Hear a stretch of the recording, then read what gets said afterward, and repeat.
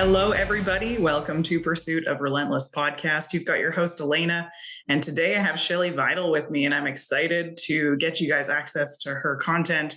And I've been personally having some great conversations with her about my own fertility journey. So if you guys want to hear about loss and love and all of those kind of great things, listen to this episode. If not, skip it.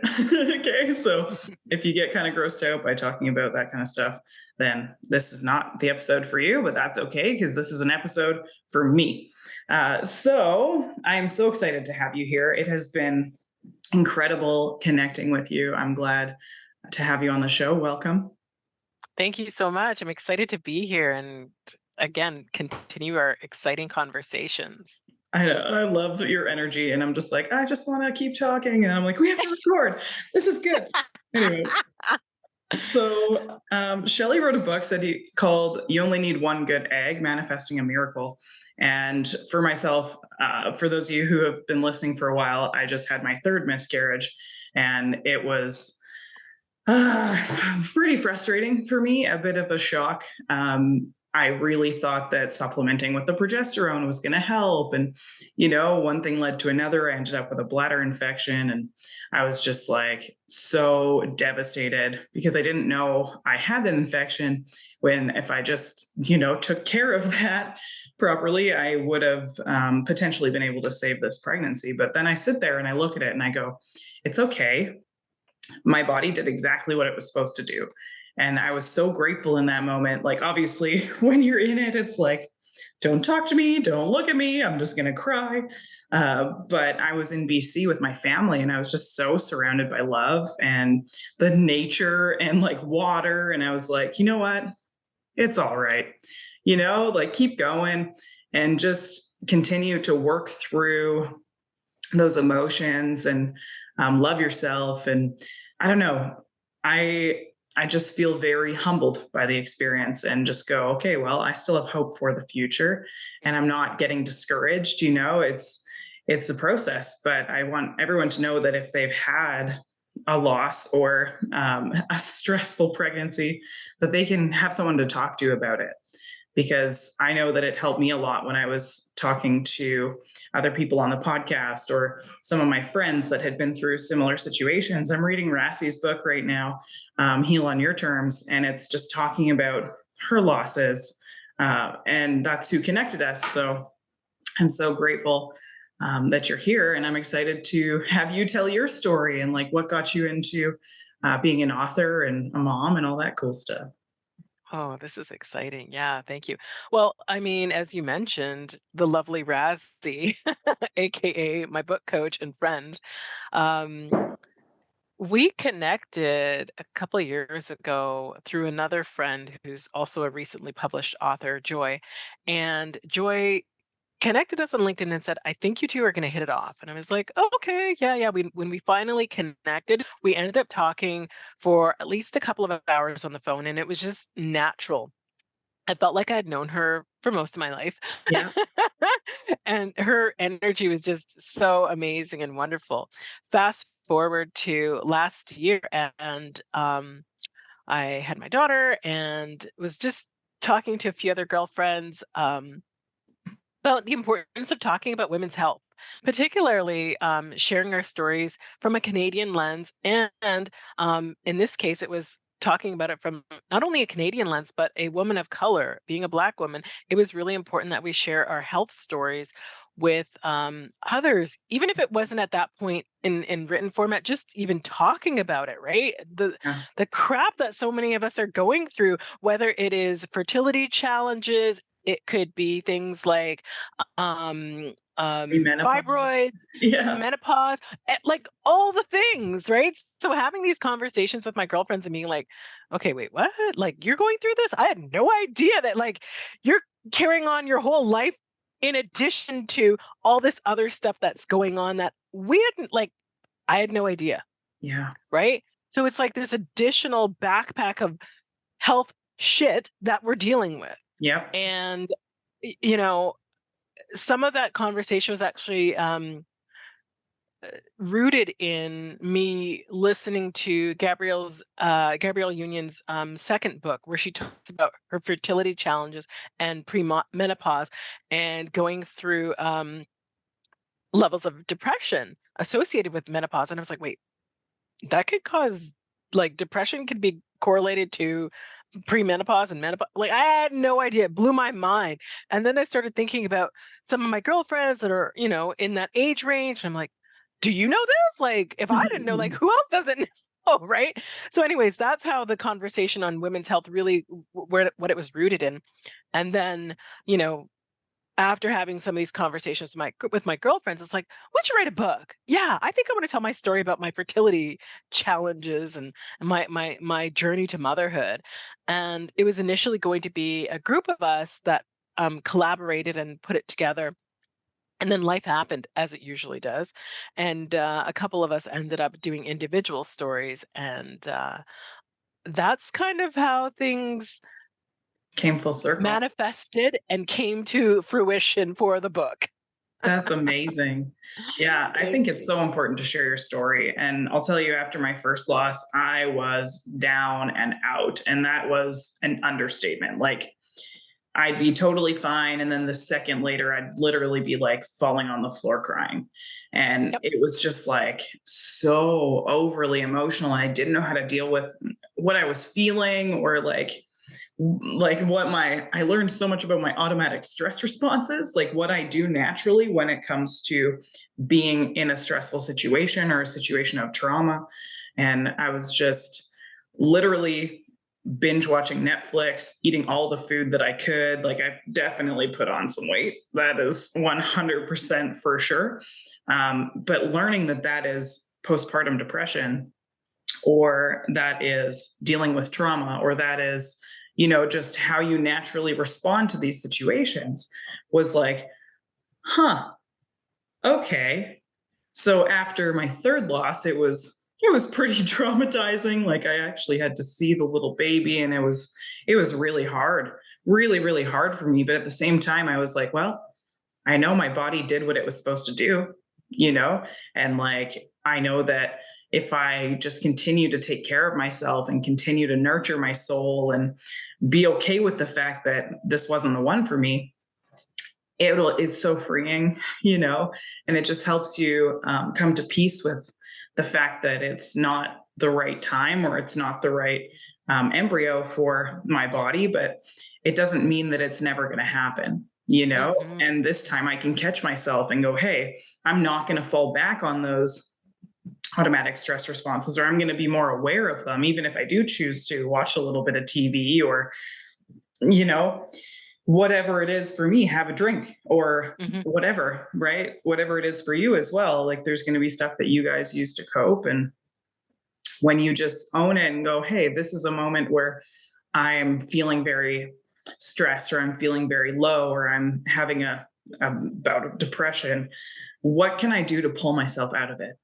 And I Mhm. think that was a very big moment for me to just go, hey, I'm understanding, I'm more aware of the fact that right now I want to escape, or right now I don't want to be in this conversation, or, in this situation that I'm feeling like I'm trapped in, or maybe I just need to like get outside and breathe, or like move my body, or whatever it is. But I was able to go, okay, maybe I don't need to eat that cookie. I just need to get up and walk around, and Mhm. that's what The shift. helps me, yeah, shift it and just go, okay, well, I might be feeling sad right now, but what am I searching for? Comfort, Mm. right? And food gives me comfort. So how else can I get comfort? By Yeah. going into nature, by doing a breathing exercise, by spending time with my family, whatever that is for me or for you. I found it very, very peaceful, because then Mhm. you can go, okay, I learned something about myself, and I was able to Mhm. be kind to myself instead of going, "Whoa, you're just useless. You can't grow a baby." No, man, like, nah, No. we don't need any of that. But that's No. how I treated myself in the first one, Mhm. and then the second one was just like, dang. And then the third one was like, oh man, like, come on. But then you sit there and you go, what can I change? Well, my Yeah. stress levels, right? I can change my diet. I'm eating foods I'm allergic to, probably shouldn't do that. You know, like I could Mhm. drink more water, whatever it is. And maybe just talk to someone who knows more about my body than I do, right? Like talk to my Mhm. doctor. And for in my situation, my naturopath, because clearly Yeah. my doctors weren't doing what they said they were going to do by taking care of me, not telling me that I have a bladder infection. Anyways, I digress. But it was just understanding I am not the same person I used to be, and I've Absolutely. grown and I've adapted and I've learned about myself and what my triggers are and where I need to just step back and go, oh, you're binge eating again, or hey, you're avoiding exercise, or hey, you need some love today. And I think that when you can just own it and go, hey, I need to stop and I need to take care of myself and I need to not work so much and I need to just take a step back and go, okay, today's about me. Right. So, Mm. what I did this morning for myself is I got up before everybody else and I cleaned my house and I got my trophies put up finally. And Mm. I got to put up some of my family photos Love it. and like clean my office. And it just feels good. I brought my first plant into my office. So, I've got a little bit Ooh. of nature in here now. And I'm like, okay, I feel good. And that's why when we first started our conversation today, and you were like, how are you feeling? I was like, I feel pretty good, because I've given myself, it's only been 2 weeks since I had that loss, but it was, yeah, just going, okay, what am I going to do today for me so that I know that I'm nurturing myself and taking care of myself and feeling good versus going, man, I could use a gin and tonic, I don't I don't want to have that. I'd rather have some water. Yeah. But yeah, anyways. Wow, it's so like some words that are just surfacing as I heard you speak were empowered.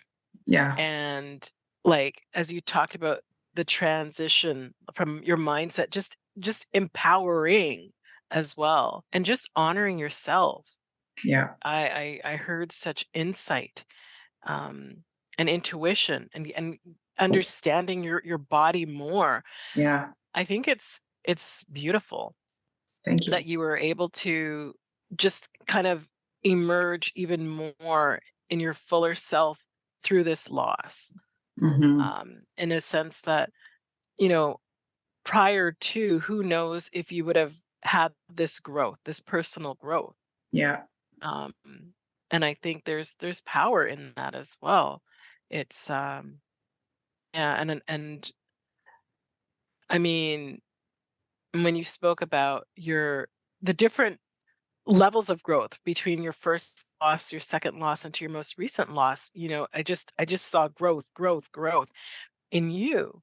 Mhm. And I think if and when the time comes, just the the newer version of you is pretty damn badass. Thanks. I because try. yeah, because it's like when you have the little one, they're going to be stressful times. Oh, And yeah. so when you are self-aware of what you need and you can tap into, okay, what's at the root of this wanting to watch, binge on Netflix? What's at the root of it? Is it like I just need to just chill? Is it like mentally there's too much going on in here? You can now pinpoint and see what your triggers are. So later on, in whatever capacity of life, when you are triggered, you can assess it fairly quickly and know how to make that shift. Yeah. That in itself is really empowering, I think, personally. Yeah. Jenna Kutcher did a book called How Are You Really? And I was like, I need to get that book. I want to interview her. And it's all about just listening to your body and going, hey, are you actually okay? Are Mm, you actually thriving or are you still in survival mode? Are you still like fighting to get out of the place where you're in? And like, where's your thermostat, right? Like, are you mhm. doing okay? Or are you struggling? Or is Mhm, today a good day? Is today a bit of a challenge? And you don't have to make it a full day. If it is a challenging day, mhm, you can do something about it to go, okay, I'm going to take ownership of the fact that I'm feeling sad today and go yeah. spend 5 minutes cuddling with my husband. Or I'm Mhm. going to, take my dog for a walk, or I'm going to go to yoga, or I'm going to do a little meditation and visualize what it's going to be like when I do have this motherhood experience. And I'm like, I am a mother. I've birthed three children, technically. Mhm, Right. absolutely, And absolutely. it's just being able to transition that state of mind to, hey, I may not have exactly what I want right now, but I know that I'm stronger and I'm able to be more assistant, like more of a servant to other people because of the stuff that I've gone through. And I think back to 2 years ago before my first loss, and I'm just like, man, I've come so far. Like I've come so far. And like this is my first we just finished up our annual convention in the mountains in Banff. And it was my first convention that I didn't get trophies. And I was like, man, this is bullshit. Like, oh, I can't believe I didn't get any trophies. And then I was like, wait a minute, I really didn't do anything this year. So like if I got trophies, that would be sitting there going, I didn't earn those. Or Mm. you're just sitting there going, no, they worked way Everybody gets a blue harder than I ribbon. did. Yeah, the everyone gets a Yeah, trophy thing is yeah, yes, no, I didn't yeah. deserve a trophy, but guess what? One of the guys on my team, Kyle Raw, got MVP, right? Mm, And so I'm sitting there going, I have this new wave of leadership in my agency coming up that is like taking over. And I'm like, this is so cool. oh, And it's just beautiful. such a different experience. It's not about me anymore. Right. Mhm, It's about my team growth and their experiences and what I'm able to give to them instead of being my egotistical self going, why didn't I get a trophy? Well, because I didn't earn it. Right. mhm, mhm, And only so many people get it. And it's looking at the people who are putting in the time and putting in the effort and then owning the fact that, hey, I'm being a little pissy baby right now and I need to suck it up and go observe and go, what can I do differently to earn myself mhm, that recognition? Or what can I do differently to be easier on myself and go, hey, what are you thinking about? So my buddy Kurt Martin, I know he's probably listening. So mhm, this is a quote that he said this weekend on stage that really gave me like a moment where I was like, oh, that's a really good question. So he said, if you were in your thoughts and you're like talking to this person, thinking of it outside of yourself, he said, would you be your best friend or your worst enemy? mm, And I was like, oh, like I can't necessarily answer that question because I talk to myself pretty abruptly sometimes. I'm very short mm, with myself. I know I'm not that patient because my expectation of myself is a 12 out of 10, right? And I know that that's not actually possible. mhm, So when you're looking at your experiences and what you're going through, you have to understand that you need to be patient with yourself and everything doesn't happen the way that you expect it to, and you just have to be patient and go, okay, well, my best friend had a kidney transplant yesterday. It was a bit of a stressful day for me. I'm sitting here going, oh my goodness, it was my mom's birthday yesterday, and then my friend's having her kidney transplant, and until I got that phone call saying she's okay, I was on eggshells, right? Like mhm, that's so I understand that when I'm in my meetings, I'm a little distracted or I'm not fully present in what I'm going through because there's that thing in the back of my head. And there's always going to be that thing in the back of your head too, where you're just thinking about it or like focused on it. And I'll tell you, my fertility journey, everyone's like, just don't think about it. Don't focus on it. And how I'm could you like, not? suck it. Like, Like, how can you oh my not? Like, I goodness. don't understand that when you're going through it and even after, like, I had a loss, and I remember, like, the anniversary of when I would of when I had the loss, like, every year at that anniversary, it would be triggering. Mother's Day was triggering, like, everything was triggering around that, right? Yeah. And folks didn't know, right? Like, that's the whole thing. When you don't talk about it, you're suffering in silence, and, you It's not just good. sometimes no, you sometimes put on a smile, people have no idea what you're going through, right? So, Yeah. yeah. So, what could you share with people who are going through it right now? What words of advice would you say? Hey, this is what helped me. This is what helped me, get from where I was at to elevating my emotions and elevating where I'm at, and now being able to manifest or create a beautiful family. Yeah, I mean, similarly to what you mentioned, I took time to honor those feelings when I was going through it, when I went through my loss. That meant sometimes I just needed to be on the couch, binge watching Netflix and enjoying some comfort food at that moment, um, in that immediate time of the loss. I also when I realized like, okay, this is like some depression kind of situation happening, and I love that you acknowledge that it's postpartum, like the hormones and everything that your It's body's going through. terrible. It's postpartum, like call it what it is. It's not just any old type of like, It's okay, you had a not loss, sad. not no, no, it's far beyond that, right? And so when I had that awareness, like, pretty quick, I was like, "Okay, this is not just, like, a normal sad. This is this is deeper than that sadness." I right away reached out for counseling, and I tapped into some amazing counselors who allowed me just the space. I had family and friends, my partner at the time, they were all very supportive. So but for me, I needed a counselor who was just completely neutral. I could just say whatever. Mhm. And I remember I had a girlfriend who said to me,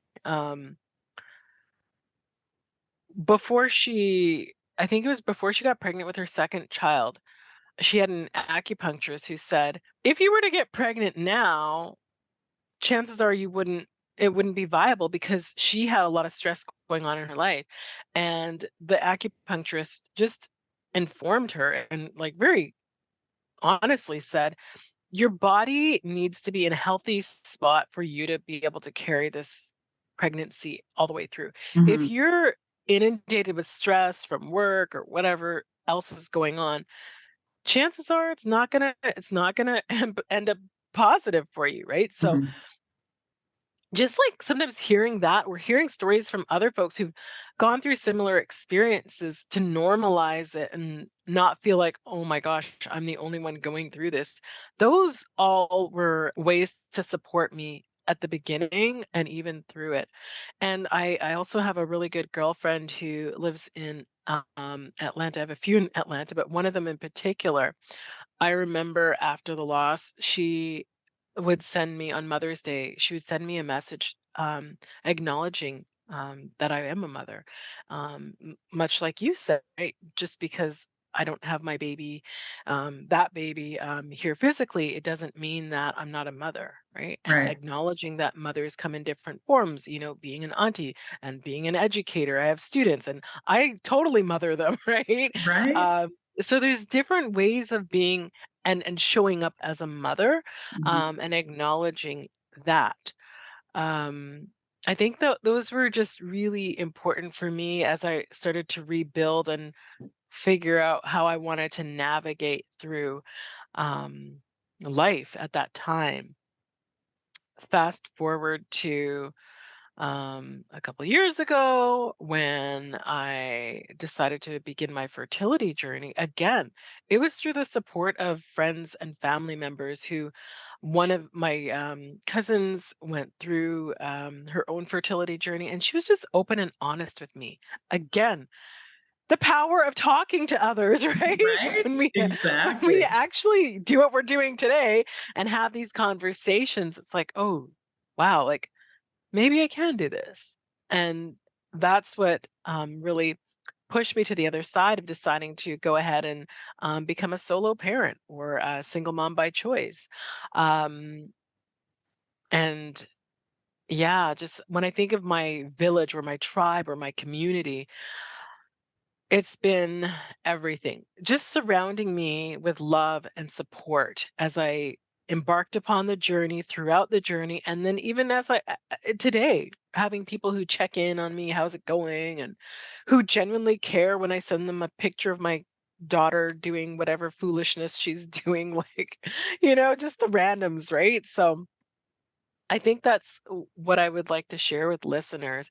Um, and also, don't just take the advice of the medical professionals all like solely alone. Don't even Because get if me I started. exactly, because if I had just listened to the medical professionals and the statistics, I wouldn't have my daughter, Yeah, right? I'm a mature mom, a mom over 40, and um, yeah, if I had listened to them, she wouldn't be here.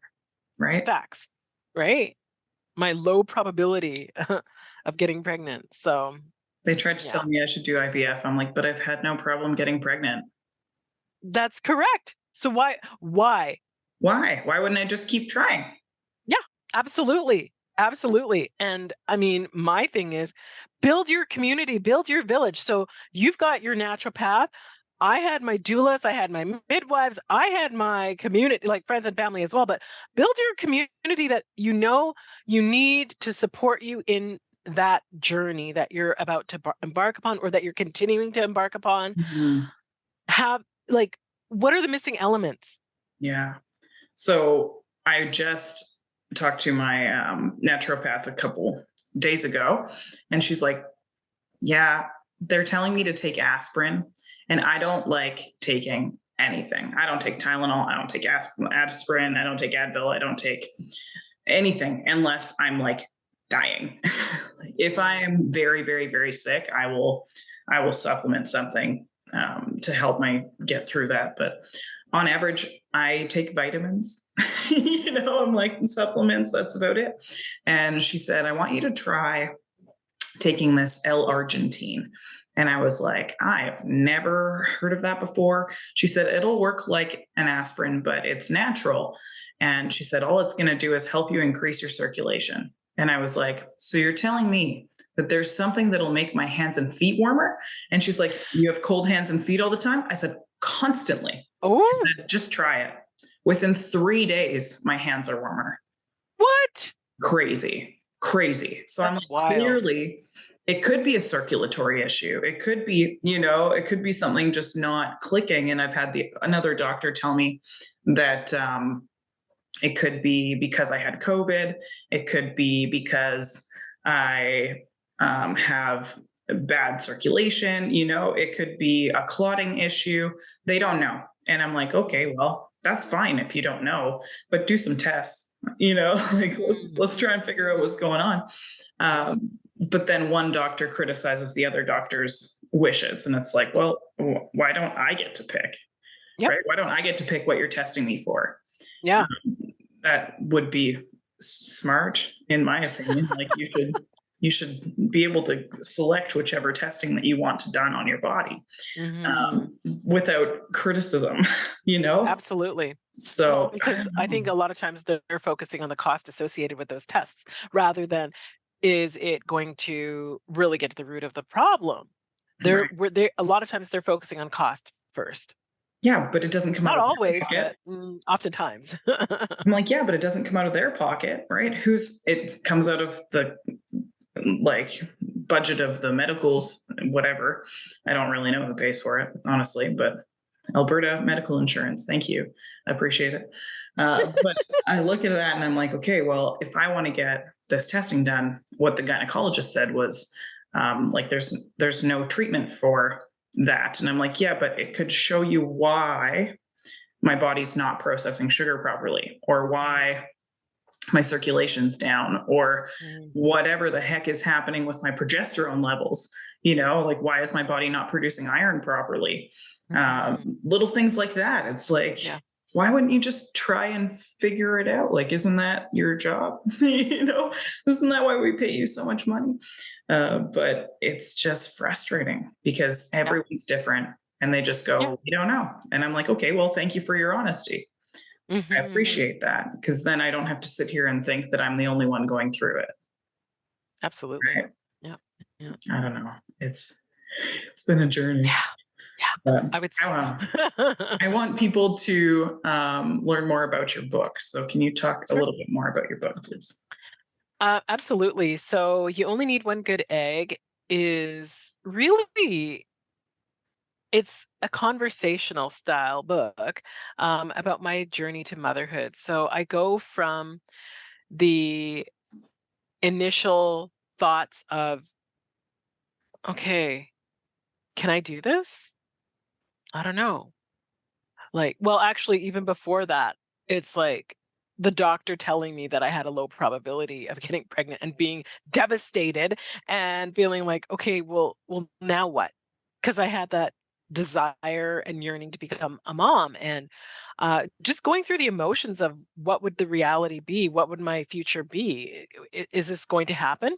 And I was determined. It didn't matter to me how I was going to be a mom, whether it was through adoption, fostering, having a biological child, or continuing to be educator, teacher, and having my students be my little children, Right. even though they're Yeah. adults.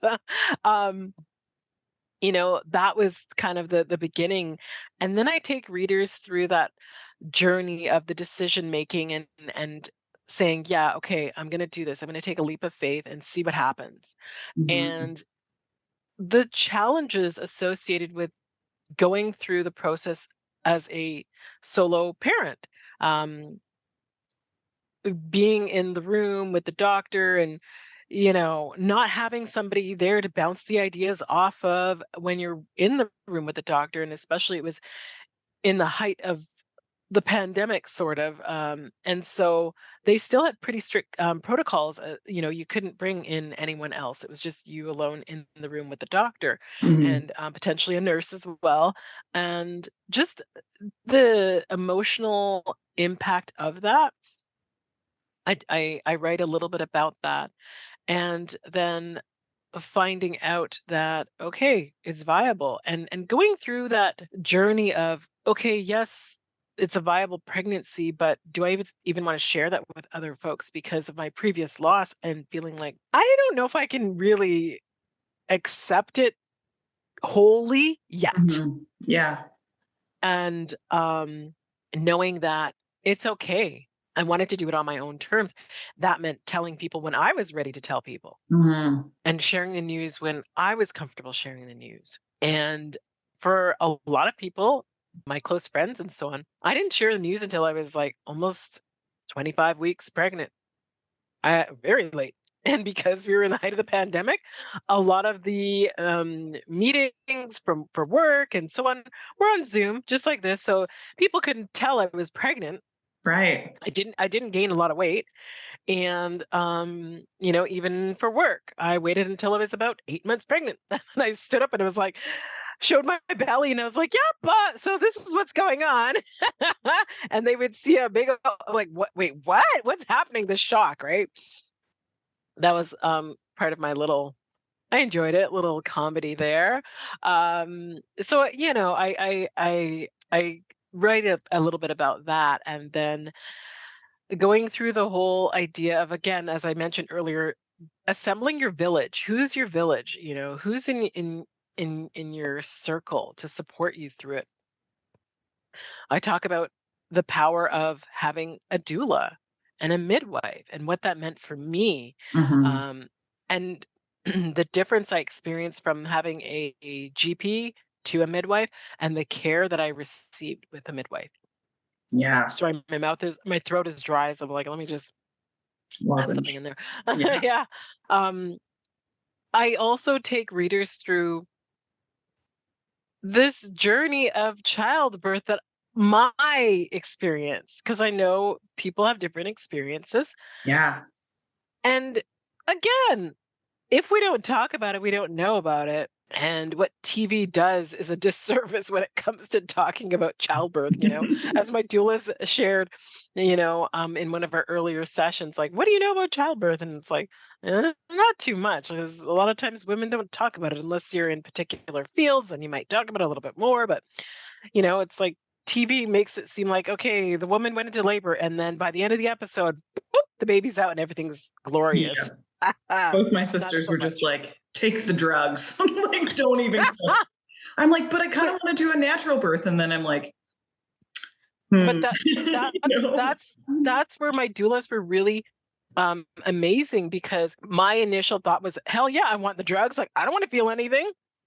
But after going through, having doulas and going through the educational part of it, I was like, "Huh, I don't know if I need the drugs."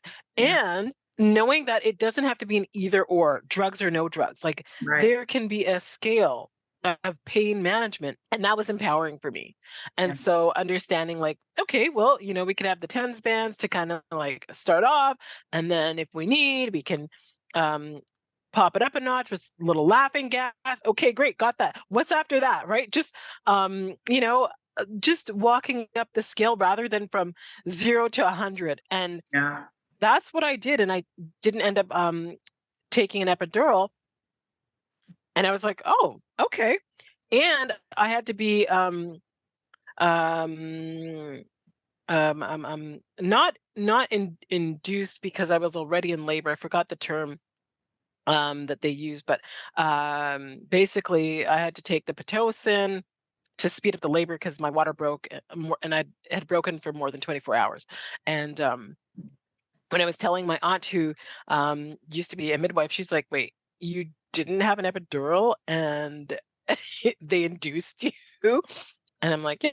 And she's like, "That's like the labor pains are like really intense." And I was like, "Yes, they are." Yep. However, I had my doula there to support me, to keep me focused, and I'm not gonna sit Agreed. there and say it was like being at the spa and just like, Rainbows "Woo, and woo." butterflies. No, it totally wasn't, and it's so primal. Yeah, People right? talk about it, I'm like, "Oh my god, it is." But Yeah, at the same time, it's also beautiful and, um, yeah, like, if you can remember it, like, 'cause your memory sometimes is, like, a little foggy after, like, what happened. Um, yeah, and I talk about just the first few days of holding my daughter and, coming to the realization that, "Okay, it's you and me, kid, like, we're gonna do this together, yeah, and it's our life that's it." now. Yeah, exactly, Yeah, right? And, so I talk a little bit about postpartum and what it meant for me, and, again, the life that I hope my daughter has, just yeah, thinking about that, and that's part of why I wrote the book is I wanted not only for other folks to understand what could be for, a fertility journey if they're going through IVF or if they wanna be a solo parent, um, you know, they have friends or family who are going through the process, like, what happens? right. I also wanted to have something for my daughter in the future when she's of age, for her to understand what I went through because I really had this desire to have a child. And yeah, I hope that when she's older and of age and she can read it and she really understands what I went through to bring her into this world. Isn't that crazy? It's so beautiful, and I love that you're willing to speak about it because there's so many people out there that just keep it to themselves or, like, don't talk, and I'm like, "You don't know what you're hurting." Like, you don't know the fact that you can help so many people just by sharing your story, and it's not like, "Oh, poor me, poor me." No, it's going, "Hey, here's what worked for me. I don't know if it's gonna work for you, but I hope it helps, or I hope you get connected with someone that can help you, or maybe you do just need to go talk to a therapist, which is something that I've been actually really contemplating lately because I'm like, man, what am I holding myself back from? You don't know what the next version of yourself is going to look like if you Mm. don't embrace it and go, Hmm. okay, well, what's next? What Absolutely. am I capable of actually achieving if I'm willing to sit down with someone else and have them analyze my life and go, hey, here's maybe something you can do a little bit differently, right? Absolutely. Um, it's pretty powerful. Mm-hmm. Whether it's a therapist, a counselor, a coach, someone who can just offer a different lens in how you're navigating through the world and maybe why you're navigating through the world the way you are. So my coach Jody, she actually did. She found out that I lost my third one, and she sent me this little package. I haven't made it yet, but it's like a Ooh. little like a charm bracelet, and it has. Mm. She said um, one for every baby you lost type thing. Ooh. And so you can just keep it with you. It's got like a little angel wing and a heart, Mhm. and it's just beautiful. And I sit there and I go, that is a true friend, Mhm. right? That's someone, Yeah, not because she bought me a gift, but because she's thoughtful enough to send me a, hey, I'm thinking about you. Or like, absolutely. I want you to feel peace and like have Mhm. this experience with yourself and just sit there and go, okay, I can get Mhm. through anything if I can get through this. And yeah, did I have a cry? A few. you know, Yeah. I had a few good cries, Mhm. but before I wouldn't let myself feel that, right? I would just totally run away and escape. Mm. And Mm. so this time I'm like, okay, if I'm feeling sad, I'm going to cry. Like I was reading Yeah, Rossi's book at the yeah, airport, and my husband's yeah, just like, are you okay? And I was like, I'm good, just like tearing up. I'm like yeah. trying not to cry because I'm in the middle of a friggin' airport, but I was just But feeling. she talks about that in her book. Mhm. And being Just okay with it. okay with just crying Whatever. anywhere. Yeah. And Yeah. oh man. So I literally left the hospital after finding out that I lost it. And I went out for dinner and I was crying pretty much the whole time. And I felt so bad for the server because we went to like a sports bar. Mm. and I was like, whatever. I'm just gonna I needed food. I'd been in the hospital for 6 hours Yeah. and I was just like tired and grumpy and sad and Mhm. just so emotional. And I was like, you know what? I went back to that restaurant the next couple of days after. And Yeah. I spoke to the person who served us, and I just Mhm. said, thank you for being so polite and not asking what was happening Mhm. because I was just not okay. Right. And Yeah. he's like, I figured something was going on. And I was like, yeah, well, I couldn't stop crying. Meanwhile, my husband's like holding my hand and he's like, I wonder if that guy thinks that I beat you or something. And I was like, I Oh hope my not. goodness. Like, you just never know what's going through people's Yeah, mind, right? absolutely, absolutely. Meanwhile, I'm just like dealing with this loss. And so I went up to him and I thanked him a couple days later Oh, and just said, hey, I that's just want you to beautiful. know that I really appreciated you being able to hold that space for me, Mhm. and this is what happened. And he was like, oh my goodness, I'm so sorry. And I was like, Mm. no, you were great. Like, I Mhm. appreciate that you were allowing me to just be there and be present and Mhm. eat my dinner and leave. Mhm. Mhm. And I just needed that day because I didn't want to go hide. Yeah, And yeah. normally I'm a recluse, so I Mhm. Mhm. will go hide Yeah. and like not talk to people, and that's not serving me. Mhm. So Mhm. I've learned how to understand where I'm at and honor where I'm at and be okay with needing to take a day off or needing to have these kind of conversations with people, even though this is not going to be for everyone. Right. That's why I Mhm. started the episode saying, hey, if you guys don't want to listen to this, then skip it. But there Mhm. are going to be people out there who are like, I needed to hear that message today. Absolutely. I think you mentioned a few things, that are pretty powerful. I love that you went back to the restaurant and just shared that with the server. Like, that shows so much compassion, that you have for that other individual who's a complete stranger, and you're like, "You know Mhm, what? I wanna at least share this with you so you know, like, this is where I was, at that moment when I came in that day, that evening." And you helped me. And you helped me by just being you and allowing me to have the space that I needed. That was everything. The Hmm. other thing that kind of came up to mind is,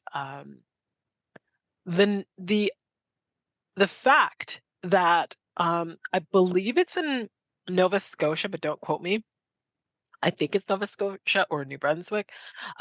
They recently passed a bill or a law that acknowledges when women go through a loss of a pregnancy and giving them time off, Good. right? Like Oh my goodness. That was one of my bereavement. biggest, like, aha Bereavement. moments. Yeah, bereavement days. And guess Yeah. what? 3 days isn't enough. Yeah. Like, Yeah. Yeah. let's be real. I Or just cried for more than acknowledging 3 that days. that the loss of a child, yes, I should be able to Traumatizing. have okay? Right. Yeah. So that's I hope that this happens across the country, just the recognition, um, an acknowledgement that when there is a loss, um, miscarriage, that we acknowledge that, yeah, there should be paid time off for it, like, Yeah. you know? Please and thank Um, you. yeah, because again, you're going through the trauma, the loss, and then thinking about like, I got to do this work. Like, Yeah. no, Could you it's too much. imagine? So I'll paint you a picture here. When I was a heavy equipment operator, could you imagine me going back to work and sitting in a truck by myself for 12 hours? No, no, no, Not okay. I would not no. have been okay. I would No. have been such a high risk to everyone around me because I was so distracted and I couldn't have focused on what I was doing and I probably would have killed somebody. Right. And I'm like, Facts. yeah, no, I don't need to be in that situation. So I look at the fact that my business this year grew and Mhm, I did almost nothing. I'm like, mhm, cool. That's amazing. And that just mhm. goes to show that I've built some incredible leaders in my company.